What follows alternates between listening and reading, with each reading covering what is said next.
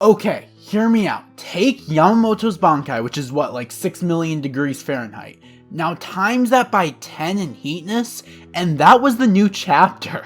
Hello ladies and gentlemen, my name is Emperor Pokes and welcome back to a brand new video here on the channel. For today's video, we're going to be reviewing the new Bleach chapter, and man, I am so overjoyed that this happens. I know I made a video talking about the announcement of it and what I thought was going to be in it, but to be honest, that video, I was exaggerating a little bit about my expectations. My expectations at the end of the day were going to be like a small slice of life chapter, maybe showcasing Kazui a little bit and what's going on with the characters that we love, and this chapter did that, but it did even more, and it also might mean a continuation in Bleach, and so I'm just overjoyed.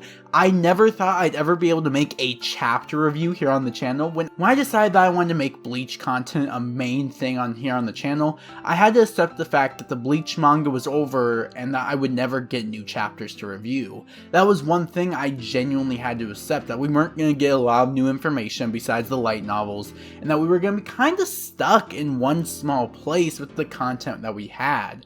I never imagined us to get a new chapter, and of that, a new entire arc that Kubo might be releasing weekly in Jump. We don't know the specifics. I'm more so gonna get to the weekly or if Kubo's coming back in a future video, but all I'll say is there was a cliffhanger, and it did say a new arc started, so I genuinely do think we're gonna get more Bleach. I don't think Kubo would leave us off on a cliffhanger like this. But man, Kubo's a legend. I was not expecting a whole Hell arc, like an introduction more so to the arc, but still. But yeah, I read this chapter when I was not home, and then I came and I knew I had to make a review on it. So here we are. We're now gonna make a review on the chapter. Let's get into it, because this is just wild. This is so crazy, man. So the chapter actually opens up with like a goldfish story, and I think this is interesting because it kind of sets the tone of the chapter being all about almost death in a way, because if you guys don't know, this chapter is like hell. It's about a start to a hell arc, and it talks about the goldfish dying and then one growing massive, and this is showing us this giant fish that we will see later on the chapter, because after that we get switched to Kazui Kurosaki, which, can I say, Kazui Kurosaki is really adorable, man. It's just great. Like, I only saw the scans version of the chapters, so it's not like top tier quality art-wise, but I can tell how great the art of the official is gonna look like. Like, I am so hyped for this, man. But yeah, Ohime's checking in on Kazui. She goes in there, Kazui's just sleeping, and he's fake sleeping. So when she closes the door, we get Kon and Kazui immediately wakes up, and he jumps out the window. Now at this point, like, we're like, what's gonna happen next, man? Like, there's so much potential here. Are we just going to get a slice of life chapter? Now, I'll tell you the truth, when I read it, I'd already seen some of the scans from James and Clyde, and I also saw, like, I knew that the arc had something to do with Hell, and I knew it was going to go deeper than slice of life based off of Clyde's tweets. So, I had some expectations going into it, but even with those expectations, I was still blown away, man. Like, I'm just so bloody happy that we're getting a new Bleach chapter and potentially a new arc. Like, I'm sorry, this is crazy. And the chapter continues with Kazui again jumping out the window, and then this giant fish picks him up. So there's like what the star of the chapter is about. I assume that's the fish. Maybe Kazui raised it or something. I don't know like the specifics of it. I don't recall seeing a fish like that in Bleach. Maybe I missed something, but that's new. Kazui just feels like a total troublemaker, and I love that. He's acting like a 10-year-old troublemaker for real, like a third grader that's getting in trouble in his class like nonstop, and it's great. Like, I'm all for that as his character, but I still love what Kubo did, and we're gonna get to that at the end of the summary. But Kazui's running around. He finds this like dead guy that apparently he promised prior to see, and this guy's like really lonely. Like, he's by himself. Like, nobody's able to talk to him, but Kazui's able to see him because he's part Shinigami from his father. So Kazui sees him, and he leads him to this weird shrine, and he's clapping his hands. I think it was 3 times, you can correct me if I'm wrong, and this portal or gate opens. I don't know if it was to Hell, the Soul Society. Again, the portal just didn't look familiar to me. Like, I'm looking at the panel right now, and it just doesn't look normal. But as he's opening that little gate thing, it looks like a mouth that's gonna like open and close. But perhaps my brain's just skipping, and we see something just like this maybe in the manga, but I don't recall what it looks like. It looks different for real. And we have like hell butterflies swarming around, which is important later. Keep that in mind. For real. Man, this is just wild. And then, like, I knew it had to do with hell, and I knew Grands was in the chapter, but we'll get deeper into that. Then we skip to Ichika, and Ichika's training with Ikaku. They're going back and forth, like Ichika's getting blocked, like, easily, like, as if she's a weakling. But it turns out, like we know from, I think it was a Kubo interview, Ikaku's been training Ichika. And I love like how they interact with each other. Like Ichika's like acting like she's like all high and mighty, like she's like the strongest. Like her, again, great personality, just like Kazui's like troublemaking personality. She has like a different kind of personality, and they're both great. Their interactions are great. I love how they interact throughout the story, and how Kubo kind of handled their characters. I especially love how Kubo didn't make them the main focus of the story. Like, I was worried about like Kazui, like sequel where Kazui was gonna be the only focus, similar to what Boruto did. But here it seems like they aren't main characters, but they are in a way. Like they're like side main characters. Like, they're gonna have like a protagonist type role, but they aren't the true protagonist. Like, it seems like the true protagonist is gonna stick as Ichigo, which is what I want in the story, but I still want to see like Ichika and Kazui throughout the story move around and develop as characters. And I'm very excited to see that, because the way that Kubo handled it here was fantastic, I feel like. Anyway, as the chapter continues, they continue to train, but then Ikaku has somewhere to be. Yumichika shows up. We get like that Yumichika action in there, and they both leave. Then we go back to Renji, who's talking about like a festival type thing. Basically, it's explained as an old custom. Whenever a captain level Shinigami dies, they do a sort of ritual to make sure that his soul that properly goes away. And they call up Ichigo, seeing if he wants to join them for Ukitake, because Ichigo and Ukitake were a little closer, and Shunsui wants him there, and Rukia wants them there. So they end up going. We do find out that Keigo opened up a ramen shop, so at least we know what happened to Keigo in the end. Not that I care, but yeah, we find out that Keigo opened up a ramen shop, and then the story continues. And we get some beautiful shots of Rukia. We get the side ponytail Rukia, and let me tell you, waifu alert is spazzing right there. Like, beautiful. Rukia is magnificent. Let's go Team Rukia for real. But after that, they have a little conversation. I love how we kind of get back to that old feel of Bleach, like where they're having those interactions with each other. That's what I was expecting to be it for this chapter, but we got a lot more. We still got the good stuff, like OG Bleach feel from Rukia and Ichigo and Renji's communication with each other, and Ohime, and even Kazui and Ichika coming into the mixture, making it feel unique and new, but still have that old feeling. But then we also got one of the biggest twists in the entire series, man. And after that, we get some action with Mayuri showing up on screen, and pretty much Mayuri just appears out of nowhere. And at first I thought he was genuinely there. He looked cool in his new outfit. I loved his aesthetic. And he's just basically there because Rukia and Renji are talking about how great Kisuke was, because they provided them television and their kids have been watching television. So that was funny. But Mayuri was like not having that. He was so angry about that, but he wasn't actually there. He was actually in a hologram of a bug. He's an image that's coming out of it, and that was cool. And he basically goes to all the Shinigami, telling them that it's time to get ready. Now here comes Ichika. She's walking around, and she catches the message that Mayuri gives them. And she decides that she wants to go down there too, so she heads out. She goes to go with them. But she's doing it stealthily so that nobody will know. And then it's here that we get introduced to two new characters. We get introduced to the lieutenant, I think of Squad 7 it was, Tau. And then we get introduced to another lieutenant of Squad 8 later on named I'm not going to try to pronounce that. I'll just put an image of her on screen. That name is too hard to pronounce. I'm sorry. Forgive me. But anyway, as it continues, we kind of get images of all the captains receiving the messages, talking about each other, having those fun interactions that we love and are happy to see. And then we get like a very smug look of Ichika ready to go. Like, she is gonna stealthily break the rules for real.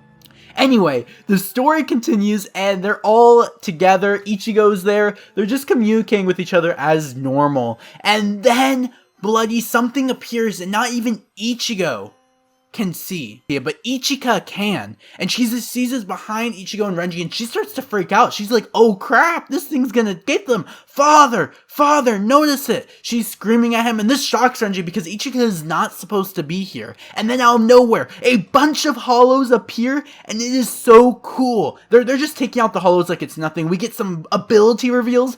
We get an ability from the two new characters and Ichika is terrified. She runs to Renji and she's screaming, Father, what's going on? She's hugging him. She is scared. And as they're cutting all these hollows, suddenly a new one appears. And it's not a normal hollow. This hollow is Szayelaporro Grands. And I know I butchered that pronunciation, but I was going crazy at this point. Like, Grands is back into the story. Let's go.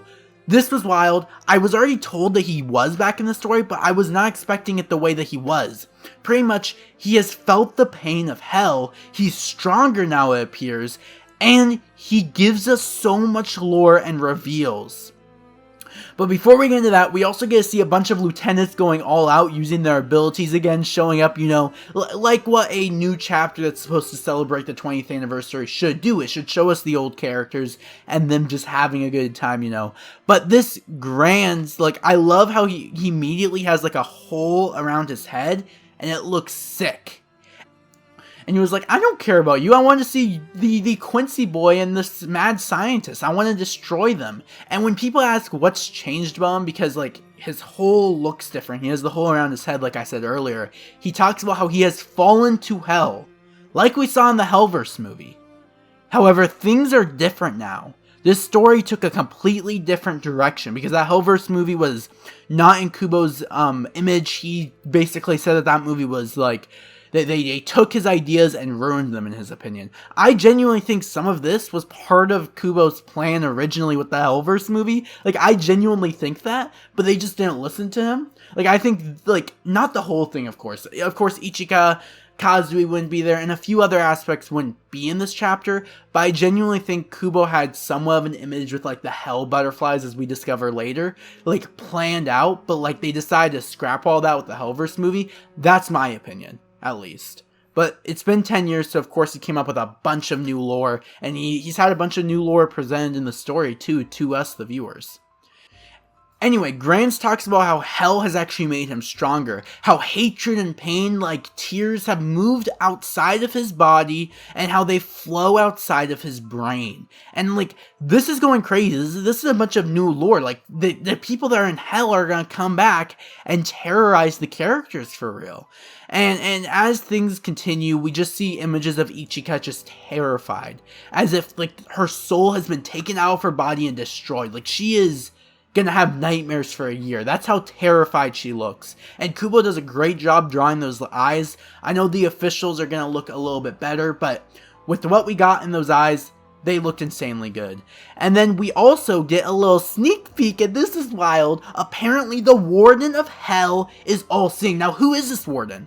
Some people think it's the royal families. We don't know. But this Warden probably has the Almighty. I mean, it's too soon to say anything, but they do describe him as all-seeing. I'm gonna wait for the official translations, but all-seeing? Like, that's just telling me too much, you know what I mean? I'm sorry, this is just wild. But, then Grands threatens Renji's daughter, saying that he'll start by killing his daughter out of anybody. And then Renji just takes his daughter and starts running, and she's freaking out. Like, she is, again, like I said, scared out of her mind. And as he's running, then Ichigo comes in with his Zanpakuto and cuts Grands, blocking him from getting to Renji and his daughter. And Renji's doing a great job, but then Grands threatens Ichigo, and Ichigo's just like, who are you? Like, I don't know who you are, for real. And it's great. But then we switch back to the captains, and something really interesting is happening. For some strange reason, there's bubbles everywhere, and they don't know what it is. It doesn't feel like reishi, it feels like something else. And apparently, the way that Shinsui describes it is that it's a will-o-wisp from hell. Now, I don't know exactly what that is. It's interesting. It is very interesting. But, I'm just gonna read it directly from the chapter because I feel like that's a lot easier than describing it, because I'm still a little interested in what's going on, and I still have my theories in my head. He basically talks about how it's a superstition that's been spoken about a long time in the Soul Society, that there's a world called Ray, and this Ray is pretty much a unit of measurement that describes like what level you have. Like a normal division member would have like 20 grade Ray. A vice captain would have between 5 and 4, and that a captain would have between grades 3 and higher. Obviously, there's some exceptions. Renji would have 3 and higher because he is captain level, but that's basically how Shinsui describes it. And pretty much what he says is how a person with grade 3 and higher can't, like, become reishi again and return to the Earth or the Soul Society. So that's why they have to do this new ritual that we discovered throughout this chapter. At least that's what he talks about. At least that's how he describes it at the Soul Society Academy. But what he believes, or at least the superstition that he's telling us, is that actually if you have a reishi of grade 3 or higher, you cannot return to the Earth or the Soul Society no matter what. That it's too powerful to like remnant, and that the Soul Funeral Festival's real purpose is actually to send deceased captains down to hell. And that reveal was crazy, but it wasn't the craziest part. What was even crazier is as it was described, as the chapter continues, how he talks about how everybody's been sending their comrades down to hell. But that's not even the craziest part, and that's what makes Kubo such a legend this chapter. We find out that balance itself has now been broken, because they've been sending way too many people down to hell. They've been sending tremendous amounts of Ryatsu, one by another. It's described as the founder of the Gotai, Yamamoto Genryusei, the Blade of Death, Unohana Retsu, and today, Grands talks about how the divine Vo, Ukitake, and as he's about to describe that, he gets stabbed with Ukitake's blade, and man, that is crazy. I'm like, are we gonna get some kind of image with Ukitake? No, we don't. It's just his sword being swung from the inside the hell portal, stabbing him through, making him slowly disappear. But as he's disappearing, he looks at him and talks about how Ukitake is now in hell, and he continues how, you're pretty silly. Have you not realized that only like certain highly ranked Soul Reapers have a hell butterfly? Why the heck do you think that butterflies have hell in their name? And man, that biggest crazy reveal. And as that ends, we get something even crazier. We get a page, a spread that says Bleach, New Breaths from Hell, Howl from the Jaws of Hell arc. And that is what makes me believe that Bleach is coming back, that this is just the start of a new arc that Kubo is drawing for Jump. Now, this could be just him testing the waters to see if they're still hyped for Bleach, but I genuinely think that Kubo is coming back to Jump. All the reveals about, like, the hell butterflies that Kubo, like, I genuinely believe he set up. I don't think he set up all of this, but I think the butterflies were one thing that he genuinely had set up. Like, this chapter was just, it was crazy.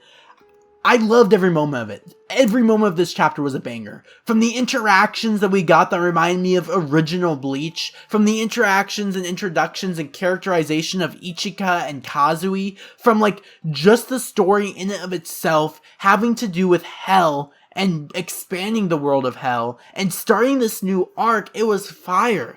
If this turns out to be an arc, I genuinely think this is the best first chapter start of any arc in Bleach. Like, I'm genuinely saying that. Like, this chapter is like a top 20 or top 30 chapter easily. And the amount of info dump that Kubo gives us and new lore is crazy. And Kubo, if he doesn't continue this, I'm gonna go crazy because man left us on a cliffhanger. And that cliffhanger being when the whole thing is revealed with the butterflies. I mean, man, I was just going crazy. The chapter was crazy because that part wasn't spoiled to me. Like, I was not spoiled on that part. All I knew was the chapter had Hell in it, Suzailapora was going to come back, Ukitake had something to do in the arc, and that Ichigo was going to some kind of ceremony. Kubo was like, I thought Kubo again was just going to give us like a party chapter, like 2 days ago. But it turned out that we got something even crazier and even more epic. And I'm all for it, Kubo. I am all for this Hell arc.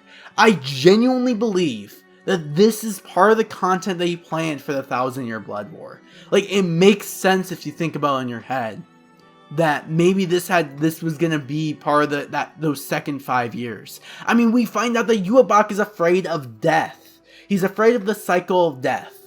Maybe that has to do with something about this. That probably, like, now we know why he was so afraid of the whole cycle of death, because Hell is this. He's one of the strongest beings out there. He would have been condemned to that of Hell. And maybe what if Sosuke Aizen only became immortal because he himself was also scared of that of Hell? Like, there's so many potential theories out there. Also, another thing, because earlier in the chapter it talks about how the Soul Society, that two things are gone, that Yhwach is now, like, you know where he is, but that Aizen has disappeared somewhat, or vanished. Now that could be just talking about Aizen being sealed, but that might be about how Aizen's actually like he's free, like he's missing now, like he's gone away. I asked my friend Sweaty to do well, he did this by himself, I didn't ask him, but we were talking about in the Bleach group chat, and he talked about how that word could have a specific meaning. It could mean he says that the kanji could mean missing. Now he doesn't know too much of the Japanese language, but that was his translation of that. So perhaps that is the translation, which could mean that Aizen has escaped. There's so many theories that we can do. Now we're going to wait till the official translation before I make any Aizen theories, but there's just so much stuff that Kubo revealed. There's going to be so much headcanon made based off of this, I'm going to be honest. But it's wild. I'm all for it. Tete Kubo, you blew my mind away. I was so happy for a new chapter. I would have been happy if it was just 73 pages of Chad thumb wrestling Ichigo or something like that. But you blew my mind. I was already expecting a 10 out of 10 chapter. You gave me a 6 trillion degree of a flame of how hot and spicy this chapter was. Like, oh my gosh. I just hope that there's more, because Kubo, man, he could not leave us on a cliffhanger like this. He really can't. And I hope that new arc type thing at the bottom, like where it does like enter and then arc, has meaning that there's gonna be more Bleach soon. I mean, we do see Jump running out of titles, and we do see there being a high potential that maybe they would pay big bucks to get Kubo on their team to draw this manga. But we have no idea. I'm genuinely excited to see what's in store for Bleach next. I'm going to be making more videos about this chapter and dissecting certain parts of it. But this chapter was just crazy. Thank you guys so much for spending a fraction of your day watching today's video.